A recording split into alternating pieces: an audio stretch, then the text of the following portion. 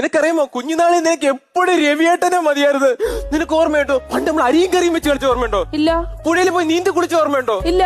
വീട് പണിഞ്ഞ ഓർമ്മയുണ്ടോ? ഇല്ല. അച്ഛനും അമ്മയും കളിച്ച ഓർമ്മയുണ്ടോ?